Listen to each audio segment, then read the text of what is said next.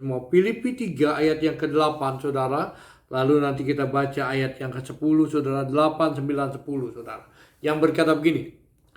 Malahan segala sesuatu kuanggap rugi karena pengenalan akan Kristus Yesus, Tuhanku, lebih mulia daripada semuanya. Oleh karena dialah aku telah melepaskan semuanya itu dan menganggap sampah supaya aku memperoleh Kristus.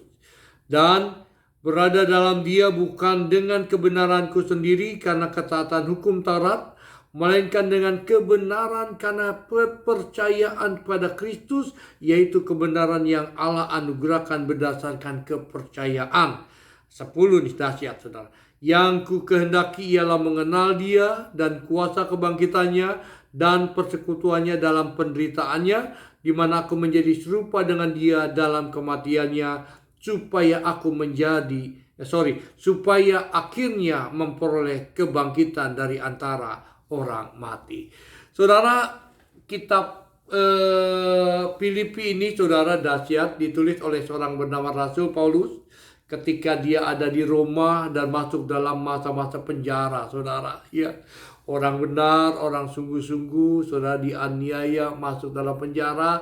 Ya, penjara boleh mengikat dia, membuat dia tidak bisa keluar, tetapi rohnya, semangatnya, saudara, dia terus buat surat, saudara, untuk semua jemaat yang ada, saudara. Salah satunya jemaat yang ada di Filipi ini, saudara. Ya, di dalam kitab Filipi ini, saudara, Rasul Paulus menekankan supaya jemaat tetap berdoa, karena orang yang berdoa, saudara, damai sejahtera Allah akan melebihi segala kalanya memenuhi orang itu, dia tuliskan, saudara. Begitu banyak sekali dorongan-dorongan yang dituliskan, nasihat-nasihat yang diberikan oleh Rasul Paulus kepada jemaatnya di Filipi, saudara. Walaupun kondisinya dia sangat menderita, saudara, oleh karena masa-masa sukar di mana dia dianiaya dan dipenjara, tetapi saudara, dia tetap aktif, saudara, memberikan dorongan untuk supaya setiap jemaat Tuhan tetap juga kuat di dalam Tuhan. Dikatakan yang pertama, saudara, dia tuliskan begini. Bagaimana dia menganggap bahwa masa lalunya yang hebat itu, saudara, dianggap sebagai sesuatu yang tidak berarti, bahkan dijadikan sebagai, kata-katanya, sampah, saudara. Ya, dibandingkan ketika dia mendapatkan Kristus itu, dia katakan lebih mulia dari segala-galanya. Pagi hari ini saya mau kasih tahu, ya, kalau saudara hari ini memiliki Kristus, engkau sudah mendapatkan yang terbaik dalam hidupmu. Engkau sudah mendapatkan sesuatu yang paling berharga di dunia ini, saudara. Karena Kristus itulah yang akan membawa engkau bukan hanya tinggal di sini, saudara, tapi akan tinggal di surga bersama dengan Dia. Karena itu, saudara, seperti Paulus katakan bahwa kuanggap rugi dan aku meninggalkan semuanya, bahkan kuanggap sampah, saudara. Hal ini pun harusnya ada dalam kehidupan kita. Mari, saudara, lebih sungguh lagi kepada Tuhan. Tinggalkan segala sesuatu yang dahulu, saudara. Arahkan matamu, arahkan pikiranmu hanya kepada Kristus. Yang menarik, saudara, dia katakan di ayat 10, saudara.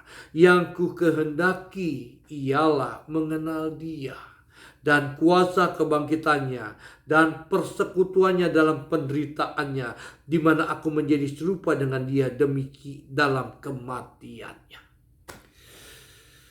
Dahsyat ini, saudara, ya. Marilah, saudara, kita mau belajar bersama-sama menjadi seperti Rasul Paulus, saudara.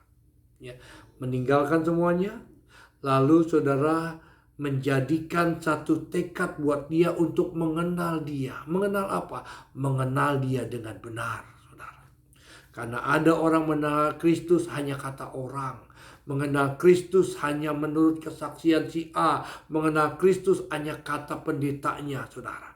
Tetapi kita mau, saudara, kita mengenal Kristus bukan kata orang. Tetapi kita mengenal Kristus karena kita punya pengalaman pribadi dengan Dia. Ya, Ayub pernah berkata begini, dahulu aku mengenal engkau apa kata orang, tetapi sekarang mataku sendiri melihat engkau. Artinya apa? Ketika ada goncangan yang luar biasa terjadi dalam kehidupan dalam kehidupan Ayub, saudara. Akhirnya Ayub mengenal siapa Kristus di dalam kehidupannya. Siapa Tuhan itu sebagai hidupnya dalam kehidupannya, saudara. Nah, yang kedua dikatakan mengenal kuasanya.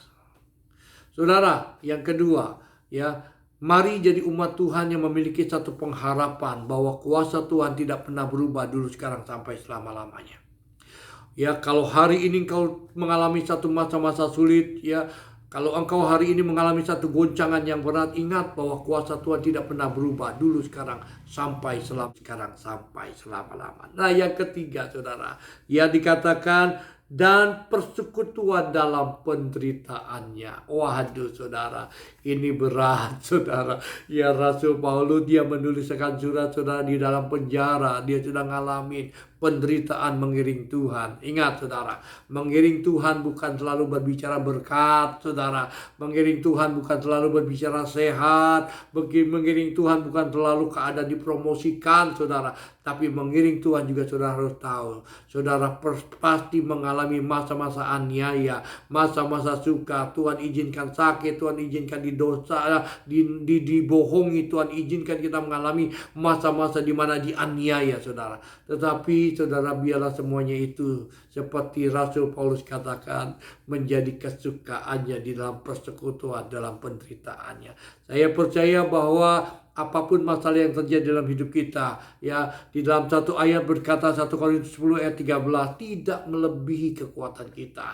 Karena itu, saudara, ayo percaya bahwa penderitaan apapun yang engkau alami, ya, seperti Rasul Paulus katakan, yang aku kehendaki adalah mengenal Dia dalam kuasa persekutuan di dalam penderitaannya.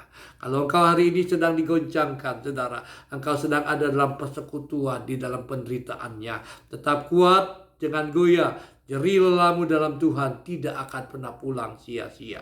Selamat pagi, Tuhan memberkati kita semuanya. Shalom.